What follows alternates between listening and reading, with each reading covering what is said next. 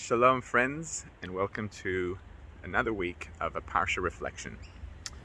So, power versus the lack of power and the absence of influence, two opposite ends of the spectrum that people throughout society potentially could face.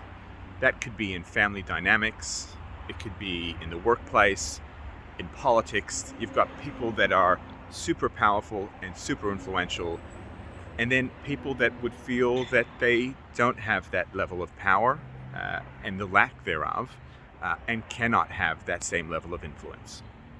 And the Parsha dramatically tells us of these two extremes all in the one family.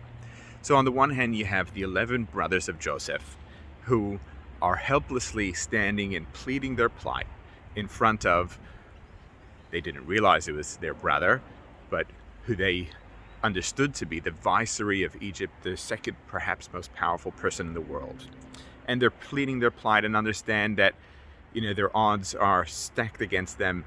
As they understand it, Benjamin, the youngest of the brothers, will be held and detained, and they were required to reface their father and share this dreadful news with him that, he would unlikely see his youngest son after he had already felt that he had lost Joseph.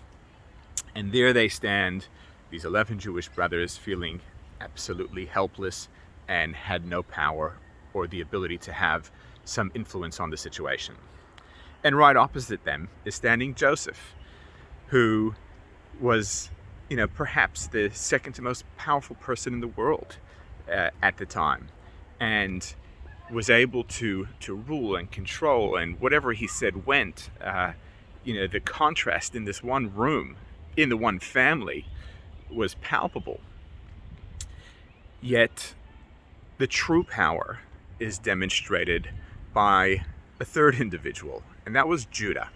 So Judah steps forward, confronts Joseph, and says that, and this is despite him not having the power and influence, he says, "It is my obligation and I promised my father to bring my brother back, and I'll let nothing stand in that way.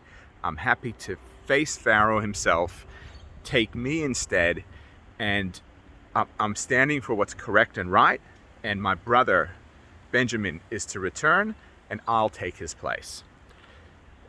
It's an incredible demonstration of true power and true influence that wasn't determined and wasn't influenced by external factors. Joseph was only in the position he was because Pharaoh put him in there. That could change at any moment and isn't a true demonstration of power. Judah, on the other hand, where by his demonstrating and standing up for what he truly believed and what he felt was, core to his morals, to his ethics, to everything that he stood for, it was his word that he gave his dad that he's going to return his brother.